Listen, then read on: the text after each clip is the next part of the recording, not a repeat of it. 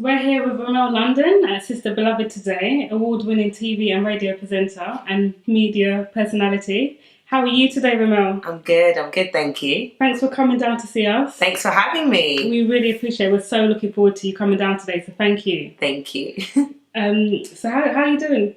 Do you know what? I'm good. I've been quite busy over the last couple of weeks. Like the end of summer was really good.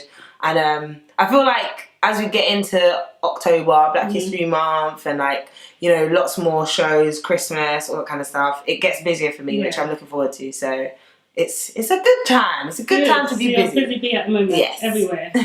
So Remel, what age did you realise that you wanted to get into media? What inspired you to get into the whole industry of TV and radio presenting? I think the first time was when I was younger, and I used to get really jealous of like children on TV that were acting. So the first thing I saw was Bugsy Malone with young actors, and I was like, I could do that. So in my mind, I was like, I want to be a performer.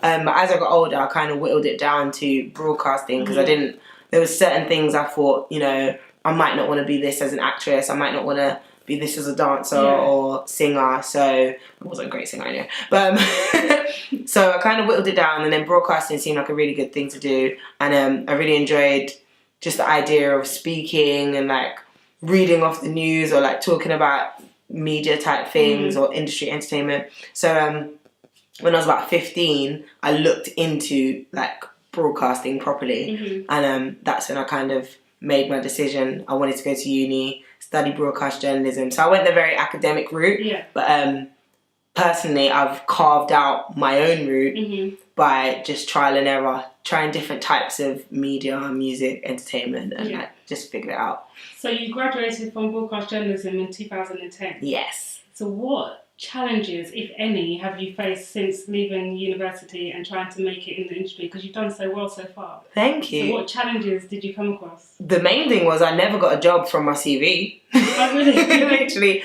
I don't think I've actually had a media job because of my CV. It's always been word of mouth, or like, oh, Remel, can you help me with this? And oh, we're looking for a presenter. Like, you know, do you know, like people have asked me, do you know anyone, or put me forward, or I went through the ladder. So literally runner jobs, internships, but like even the internships weren't from applications. It was like me hearing about stuff, going there, meeting the people, and then kind of inquiring. Making an impression on them. Yeah, I feel like I come across a lot better in person than I do on paper.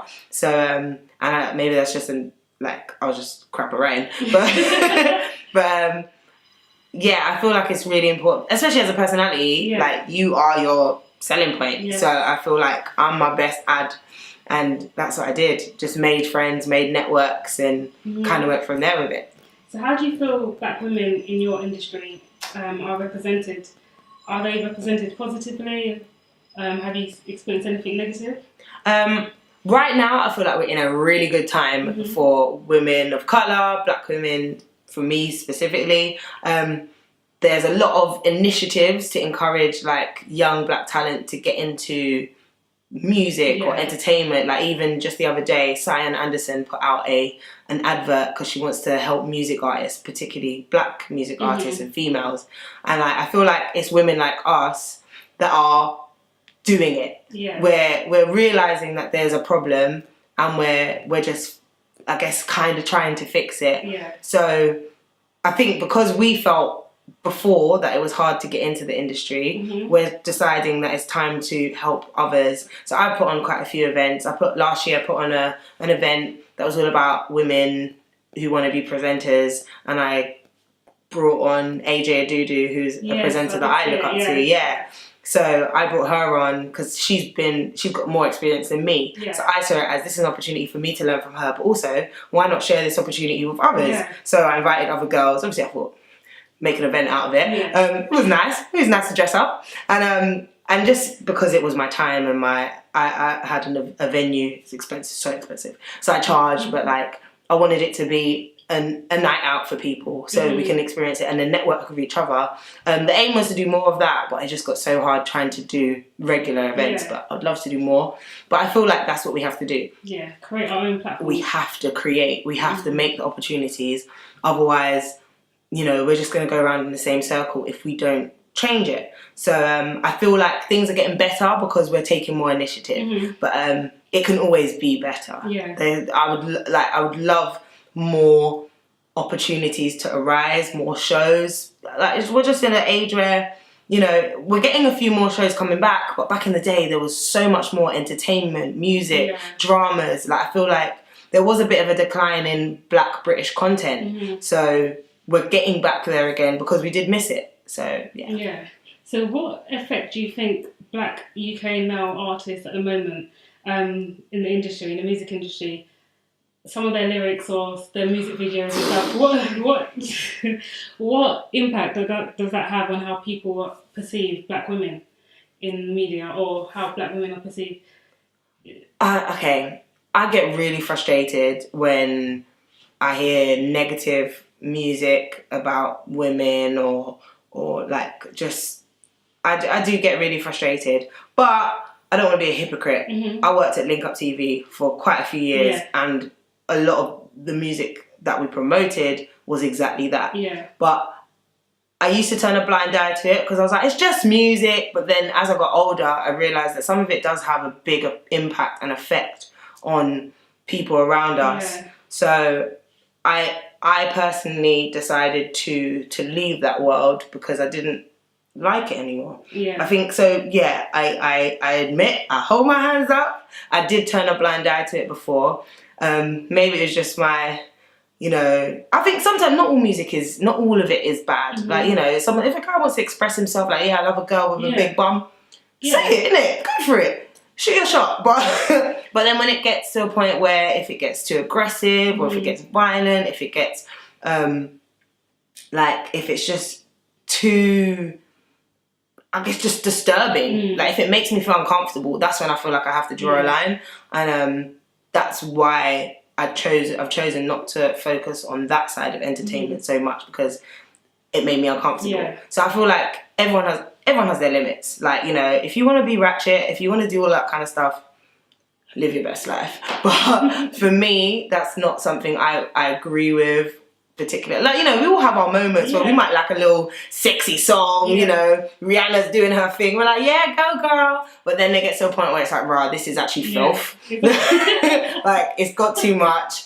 I don't like that. And I feel like we're allowed to have our boundaries. So I won't say tell people to stop doing it, but I feel like be considerate that not everyone's going to agree with what you are putting out. Sometimes it might have a negative impact on someone, or young girls, or young Black or brown girls coming up on their self-confidence and self-esteem if they hear something that might be offensive to them. So. I feel like everyone takes music differently. Like me personally, I've never heard something and wanted to do it because I've heard it. But that doesn't mean that it won't affect someone else and they will do something because they heard it. So I feel like artists just have to have a responsibility that what they're putting out there could have an impact, could have a negative stigma attached to it. So, you know, people that do drill, my little cousin, he's a rapper and he does drill.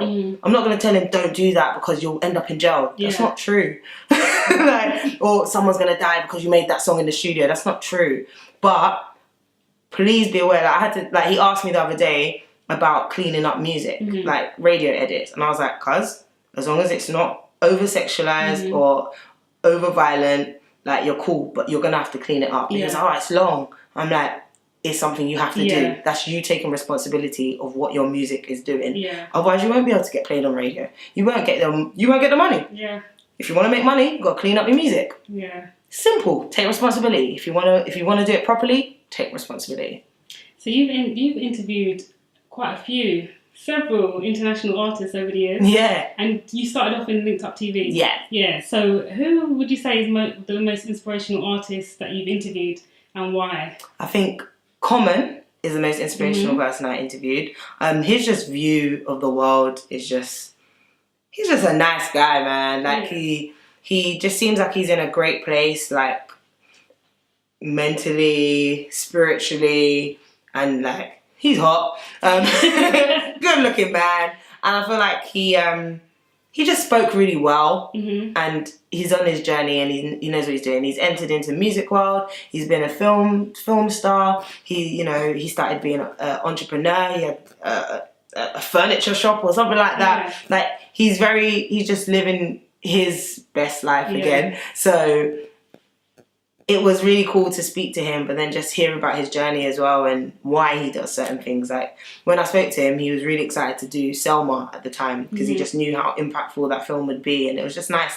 to see someone be excited about their next project. And I was like, wow, you've done so much, but now you're really excited to be a film star. So that was really cool to hear from him. But I feel like everyone I speak to, like I get something out of them that I never knew, and I learn from them. And sometimes not everything's inspirational. Some things, sometimes just have a really good conversation with someone. And I feel like that's the best thing about entertainment. Like you can just learn something new and get to know someone and like what they do, appreciate what they do. So, yeah. So you're well known for your bubbly, fun and energetic personality. That's what they say. And we often see on your Instagram stories when you're on air, Cap Extra.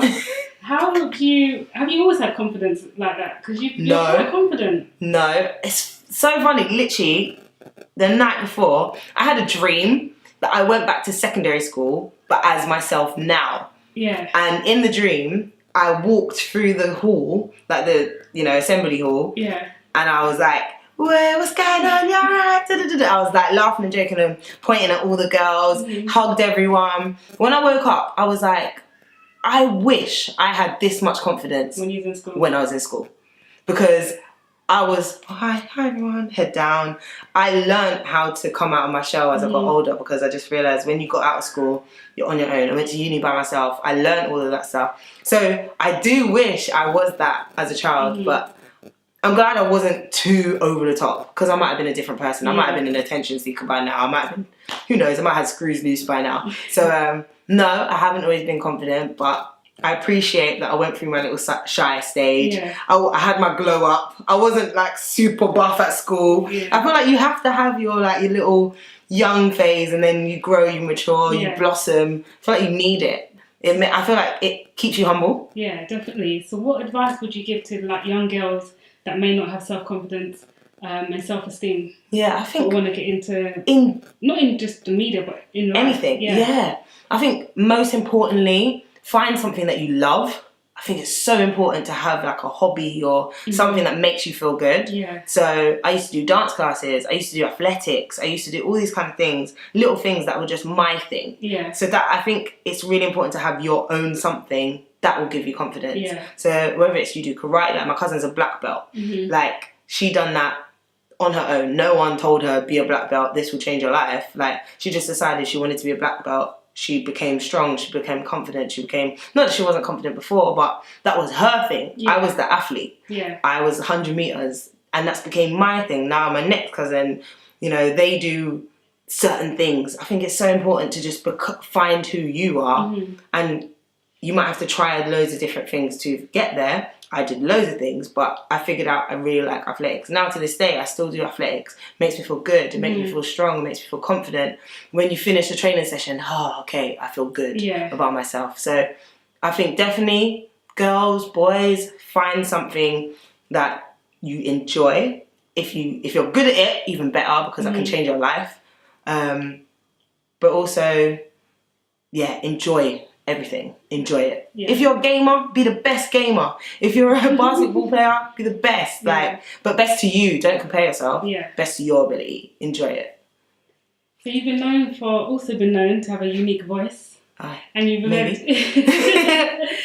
landed some leading roles, voiceover roles with companies such as Netflix, CAPITAL FM, and BBC. Yeah.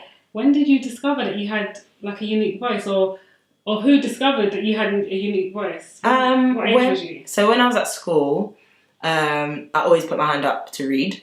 So, in English lesson, who's going to read the next page? I'll be like, all the time, I want to read it. And people are like, wow, you really like reading. But it's not that I like reading. I just liked using my voice and trying different ways of doing it. And another weird thing that I used to do, but clearly it helped, when I was on the bus, I used to read every sign that I passed. So like McDonald's, Subway, Rob's Calf, and I used to say it like an announcer. Yeah. Very strange. Used to annoy my mum, my cousin, whoever I was travelling with. But it was just like in my head, I was like, let's see how this sounds. And then, so it's only now recently that I've become like full-time voiceover. But back then I clearly was training myself for it. Maybe I just like the sound of my voice, but also I feel like I just found it cool. Yeah, like, so it's fun for you. Yeah, let's just try sounds. Like I used to do it when I was a kid as well. Like in the bath, I'd have my own chat shows. Like, and today we're making this potion. So like you were born to do this. I literally, and it's only now when I look back, I'm like, wow, you were definitely hosting your own show in the bath. Like, so yeah, I think as well for parents as well, pick up on little things that your kids really like, because you never know, this might be their next career path. So if they like posing, try and maybe get them a modelling little gig. If they like, trying on clothes, maybe look into fashion and all that kind of stuff. So yeah. So what has been your best voiceover role that you've landed? I think when I used to be the voice of choice. Yeah. So I used to do all of the adverts, all of the teasers, and I always wanted to be on Choice FM growing up.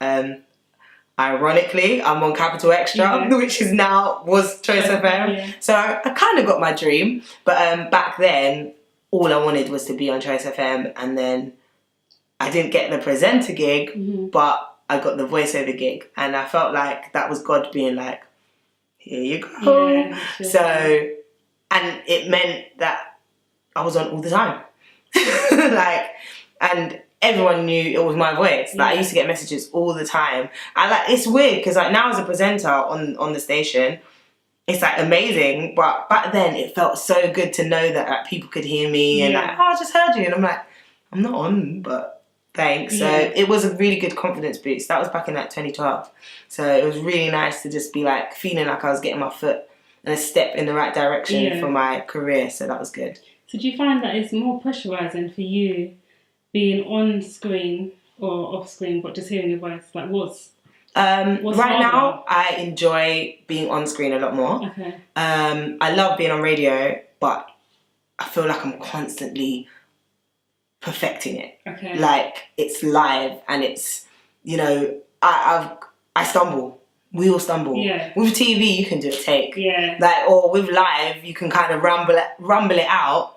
And you'll be like, sorry, silly. You can kind of joke it off. On radio, you kind of got to make it sound slicker because it sounds messy. Yeah. Visuals, you can kind of clean up a slip. Yeah. Because you'll be sorry. But when it's just your voice, it almost feels like it has to be perfect all the time. So I feel like, and especially because I'm on once a week, so I feel like this is my one shot. So each week I do put a lot of pressure on myself to make sure I have a good show. It's been good. It's I love it. I always have a good show, but I feel like I put a lot more pressure on myself because it's just my voice. It all counts on that. Whereas TV, it's the whole you can kind of you might have a guest. You might have more to kind of distract a mistake. So yeah. So I've heard you on Cap Extra, I listened to you, and I've seen your stories as well, and you hit some high notes when you're singing. Can you sing? No, I can't sing. Because you sound like you can. No, I used to do musical theatre, so I learned how to sing and all that kind of stuff. Yeah. But it's not something I enjoy doing, and it's not something I want to do. Okay. So I've never tried to, if that makes sense. Could you try now? I can hold a note. I can hold a note, but I'm not singing. So it's just one of those things that makes me more nervous than anything. Do you get what I mean? It's one of those things when it's not your skill or your passion, sometimes it makes it a lot harder to do. So yeah, like I said, I can hold a note. If you go to church, cool, let's sing in it. But praise and worship, fine. But yeah, I can't sing. Yeah, I wouldn't say I'm a singer. I can sing. Okay. No, but you sound good on air when I see you on your Insta stories. So, thinking of successful black women, could be anywhere. Who inspires you and why?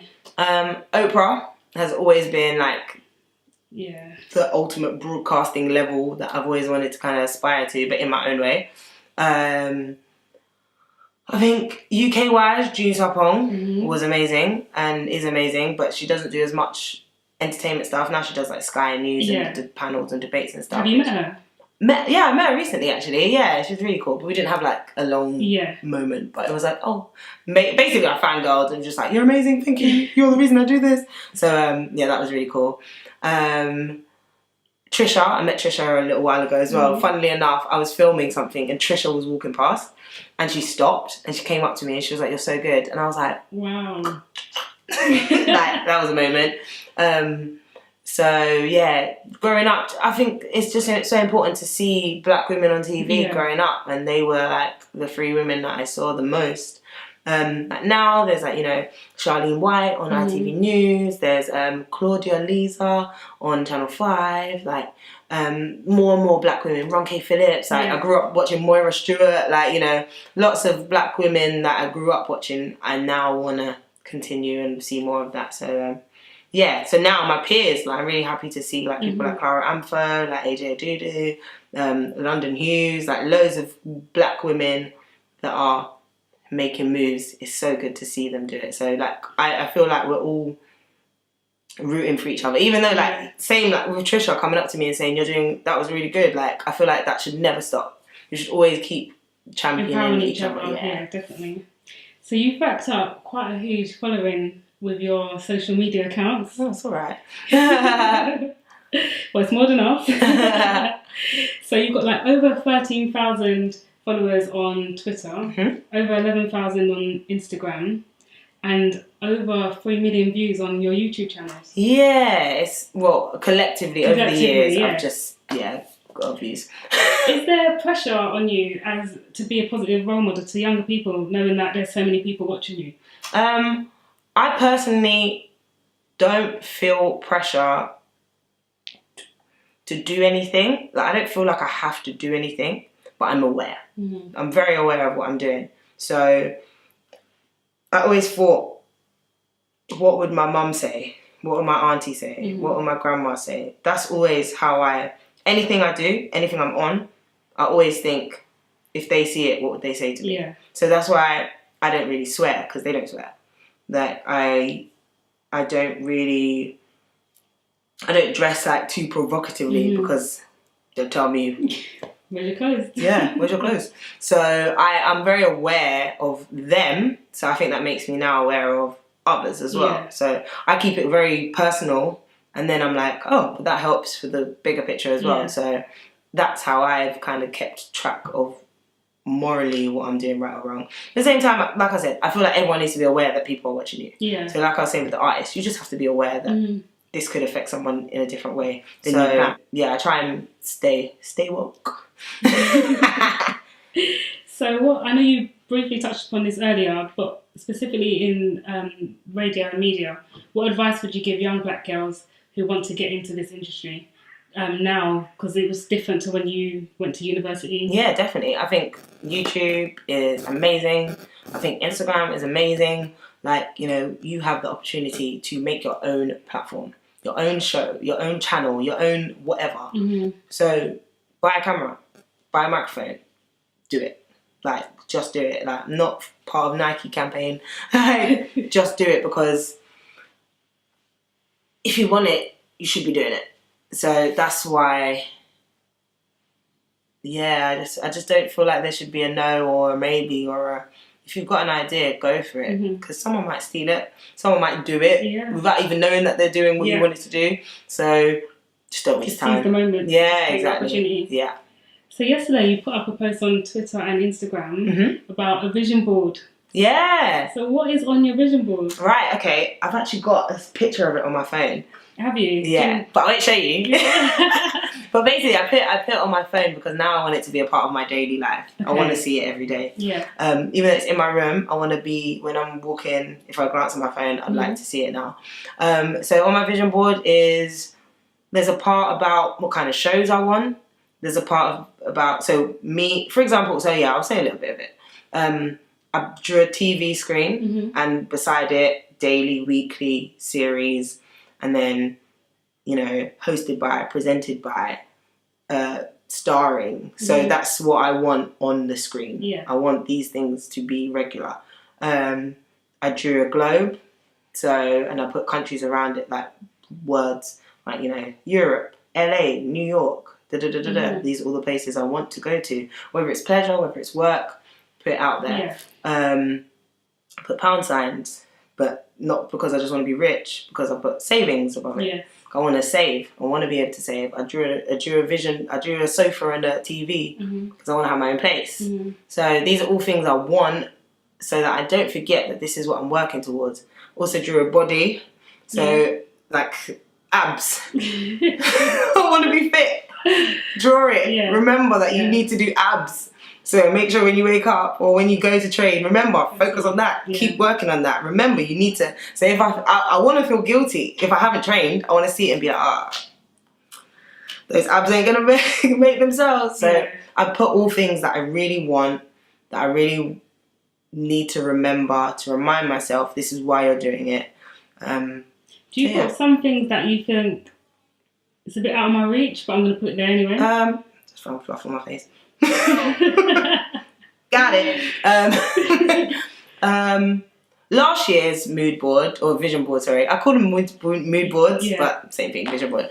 Last year's one had specific numbers. Like, so I put on it, like, I don't know if this is small or large to people, but I thought, like, put 40 to 60K annual. So I was like for a presenter or a freelancer, that's like, might be really easy or really, really hard. Depends how frequently you work.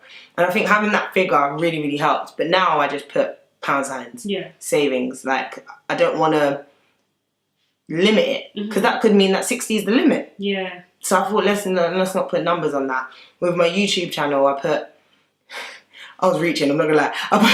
I put 1,000 subscribers to 15,000 subscribers. I've got just under 2,000 subscribers. But like, I was happy that I got over 1,000, but at the same time, I was like, oof, now am I now going to be disappointed that I didn't get 15,000? Okay. So I don't want to put limits on it. Yeah. So I just want to leave it out there. But I think sometimes it is good to be very specific as well. Like, if you want to reach a certain target, reach it, but don't limit yourself.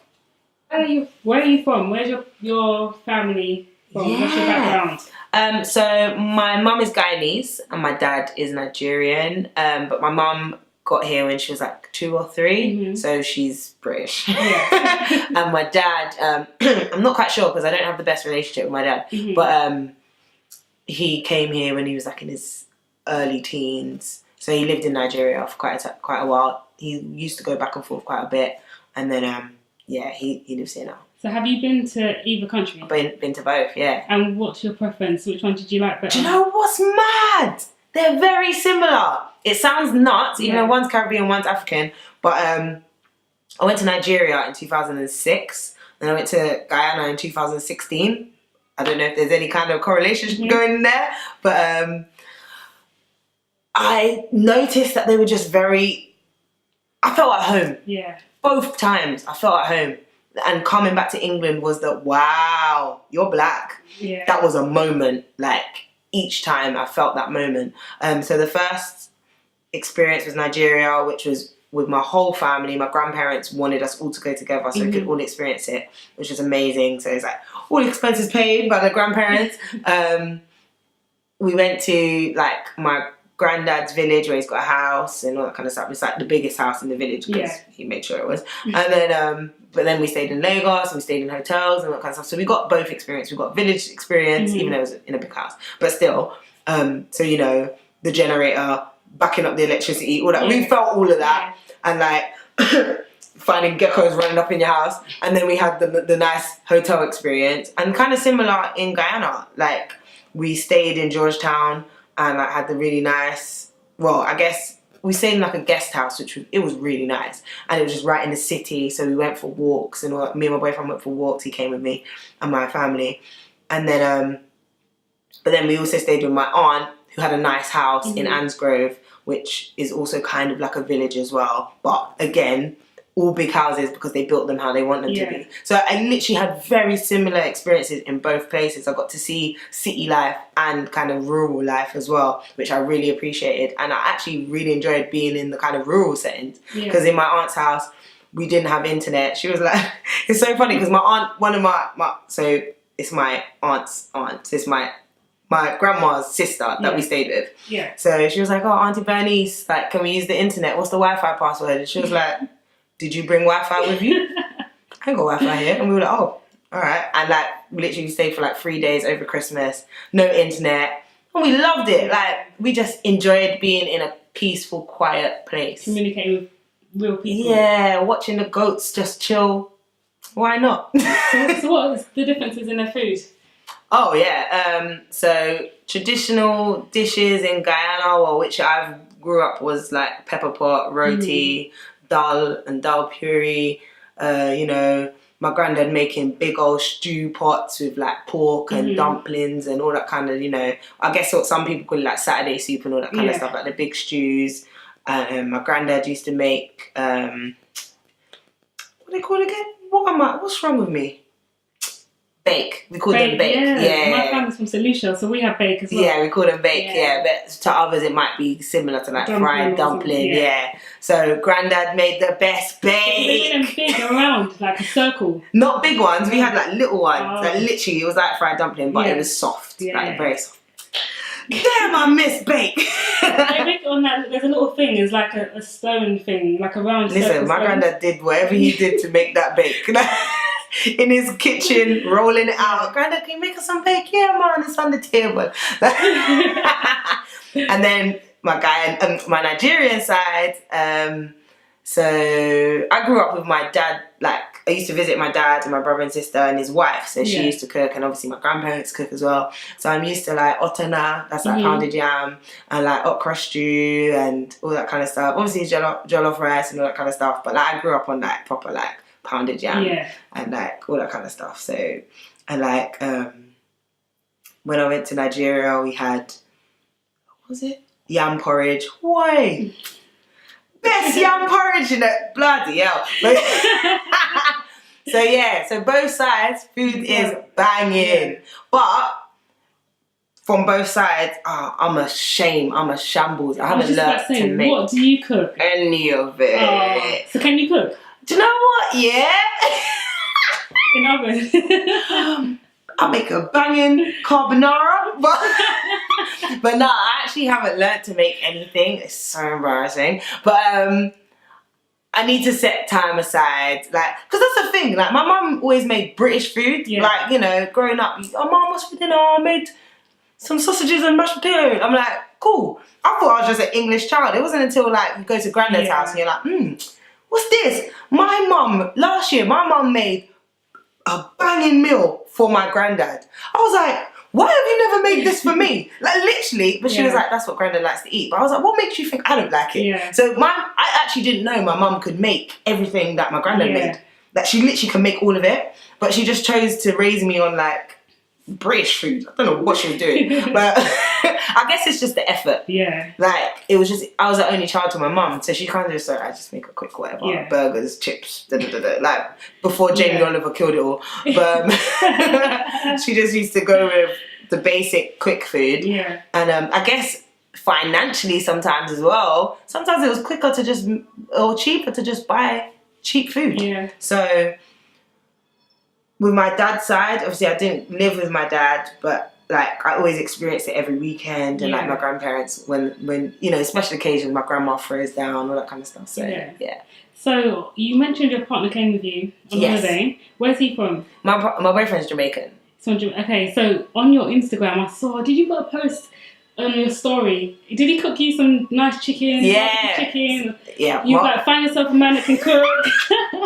Do you know what? Yeah, growing up, I said I'm gonna marry a chef. He's not a chef, but he can cook. But he was on your vision board. He must have been. I spoke that into existence as well, because you know, I don't enjoy cooking. I really do not like it. I find it so tedious. Like, I spend half an hour cooking and eat for 5 minutes. Or spend an hour, 2 hours. Like, in my head, it doesn't make sense. So I'm very like, I'm lazy. I'm so lazy when it comes to food. But he really enjoys cooking. Yeah. Like, he'll be like, oh, I found this new recipe, I'm gonna try it tonight. So you're like, go ahead. Yeah, go for it. Like, he loves making food. So, and his dad was a really good cook as well. His mum's a really good cook as well. So he, I say was, his dad still is a really good cook as well. So he learned all of that. Yeah. He got the proper education, which I failed to. So he really enjoys it. And we see that you support him a lot. He's a music producer. Yeah. So we see you putting up statuses sometimes and putting in pictures on your stories. How important is it that as a couple that you support what each other does, being in similar industries, same industry? It's hard because, like, I'm like one of his biggest fans. I personally think, anyway. Yeah. So I'm always cheering and all that kind of stuff. But then because of what I do, I try to find a balance because I don't just want to spam people and force people to like it because he's my boyfriend. Yeah. I actually want people to find out about him by themselves. Yeah. But at the same time, as any girlfriend would, I'm going to promote the hell out of it. Yeah. But I don't want to be that person that's like going into Capital Extra. You don't need to play this. Yeah. I'll tell them about it. It's up to you if you want to play it or not. But do you play his music?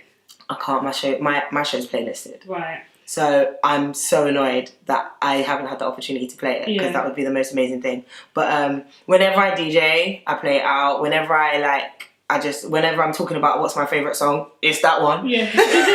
Maxi Dress, out now. But yeah, it's all about, I feel like it's just about the balance in supporting each other and, like, you know, we're there for each other as any relationship would. Like, we listen to each other, we advise each other, we just discuss things. So yeah, I try and support as much as I can, and he does with me as well. Yeah, that must be really empowering for you, and knowing that when you do come home after maybe a tough day presenting or on the radio, that you've got someone that kind of understands. Yeah, he does. What you've been going through for that day, and you can just offload. Definitely, and he knows a lot of the people that I'm talking about, so it's not like you're just talking to someone and they're like, who, what, when. It's just like he can get it. Good. So it helps a lot. So where did you meet him? Did you meet him through... We met through music. Music. Yeah, so I was basically massive, still a house fan. Yeah. But like when Funky House dropped, I was like super fan. Yeah. And so I used to literally follow all the DJs, producers, all that kind of stuff. Yeah. Still do again. So he made a song with an artist called Alicia Lee. Mm-hmm. She was AL back in the day. It's called Tell Me. Yeah. And that song banged. And I had to find him. So I found him on Facebook, and we actually started talking on Facebook. Mm-hmm. I was like, oh, I love your song, da da da da. He was like, oh, like he'd be like, oh, Alicia's performing here, you should come, da da da da. Like, we actually never met up like that. It was always, oh yeah, I'll come. Actually, no, I went to an event and he weren't there. And I was like, where was you? He's like, oh, I couldn't come in the end, da da da da da. Yeah. So we just started talking. So he'd tell me about his projects. He'd be like, oh, listen to this. What do you think? Blah blah blah blah. I'd listen to his music. I'm like, this is amazing. Put it out now. And then the friendship just, it was a back and forth of, what do you think of this? Oh, I like this. Oh, can I have that song? I'm going to play it on my show. Yeah. So when I was at uni, I used to play it on radio. So I've known him since 2009. Okay. So we were friends, and then we actually started like kind of seeing each other, but then it kind of went pear-shaped, like we were just going through different things at the time. And then in about 2012, we bumped into each other and started talking again, and then since then we've been together. So music brought us together. I'm kind of like, it's weird because if it was today, it'd be Instagram and literally we'd be sliding in the DMs. But it was Facebook and it was the messenger, so it's fine. But yeah, like literally, it's just we met on social media. Yeah. We started chatting even more, and then from there it grew. So. And now you're a lot of inspiration to other couples. Power couples. I don't know about all that. I hate all that couple goals thing because everyone's relationship is different. But hey, do you have any? Is there any couples that you know, like high profile couples, Jay-Z and Beyonce? Is there anyone that you guys kind of think, oh, we want to be like? I'm gonna say one that doesn't actually exist because I think that's the most healthiest thing to do. Yeah. Uncle Phil and Aunt Viv. Yeah. We are them. Yeah. I'm dark skinned Aunt Viv, obviously. But yeah, like he's just like the mean old man, but he's just really nice at heart. Yeah. Like he comes across, like I always catch him on Instagram, like trying to act all mean and hard. Yeah. But then I'll catch him slipping and he's laughing and all that kind of stuff. Because like he likes to act bad, like not bad as in like gangster, but like I'm an angry black man, but in the best way possible. Yeah. But I'm always like, I'm gonna catch you on Instagram slipping. You're gonna be smiling, you're gonna be laughing. So like we always mess about like that. Yeah. So you compliment each other well. Yeah, yeah. He's serious, but he knows how to have fun. Okay. So, what does the future hold for Remel London? What are your future goals and plans? Oh gosh, yeah. I really want to just keep representing Team UK. I'd love to do more international stuff. I'd love to do stuff in America, but at the same time, I feel like we have to keep it real and represent in the UK. Yeah. Like, I love that I am Black British. Like, I really, really enjoy that. And I feel like I want people to see that there is such thing as being Black British because, you know, African American is a thing now. Like, not in a rude way, but like, being African American, they have pride. They have, you know, so much pride with it. And we don't have that. And like, I am very aware that I am Nigerian, I'm Guyanese, but also I grew up here. Yeah. And we have our own culture. So what my mum learned, what my dad learned, what my grandparents learned is very different to what I'm going through. Yeah. So I appreciate that I'm Black British, and I appreciate that, you know, music artists like Gets, he just dropped his album and like it's sick. So relatable. He talks about things because he's been through it. Like he was like there's one song, I think it was London, and he's just talking about, when I was in North and I was in South and I was there, this is what happened. And I'm like, oh my god, that's my road. Oh my gosh, that's my bus. Like we have experiences as Black British young, the next generation. And you know, he mentioned like my uncle, he used to listen to Jungle. Ask your uncle about that. Like our kids don't know, like, you know, my uncle, he was a massive Jungle drum and bass head. Like that's his experience. Yeah. We now got grime, rap, you know, our urban thing. That's our experience. So I feel like we need to be able to share that. So I want to continue to represent Black British, young urban culture. I don't really like the word urban, but it's just that we've been given it and we're forced to use it. And I ain't got a better one. So, I would just really want to represent that, but at the same time, be Remel London, be me, do it to the best of my ability, let my name fly high across the world, and one day have my own big show like Oprah, syndicated across America, all across national on TV here, ITV, Channel 4. I just believe in speaking things. Yeah, this is what I'm saying. Yeah. I've started doing it way more. Like I'm a huge believer in God, and I believe that He is listening to everything, and He will make. I feel like He's taking note, and He was like, cool. 2021, I'll sort that for you. Like just because you said it now doesn't mean it has to happen tomorrow. It will happen. If you keep on working to it, if you still want it, if you can't keep speaking on it, I feel like God will make it happen when it's time. I believe in timing. So important right now because we can't just want. You have to work and then it will come and it will happen. So, yeah. So, sum yourself up in 3 words. This is hard. There's so many words running through my head. If I was to say the first few words, but then I'm doubting them at the same time, but I'm saying patient. But I'm not very patient. But I believe in patience. So I feel like keep going because it will work out. I say focus. I do lose focus.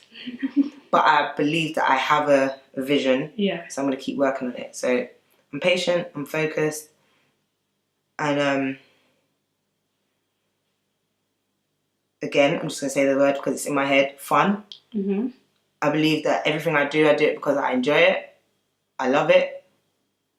I want people to see how good it is. So that's why I feel like, not that I am the definition of fun, but I want people to feel that when I do something, I want them to see, she looks like she's having fun. That's the only reason I did it. So patient, focused, fun. Brilliant. Thank you for coming down today. Thanks for having me. We were just so keen to interview you because we see you as a real positive Black role model. Thank you. Doing inspirational things. You're smashing through those vision boards. Thank you. Smashing through your goals, and we just wanted to hear your story, and hopefully we can influence others and inspire others by showing them what you're doing, but you're amazing. Keep going. Thank Queen in our eyes. So Queen helmet. Yes, sister beloved Queen here. So yeah, keep doing your thing, and thank you so much. Thank you for having me as well. Thank you. Tell me what you want, boy, break it down, yeah. 'Cause all you do is stress me out.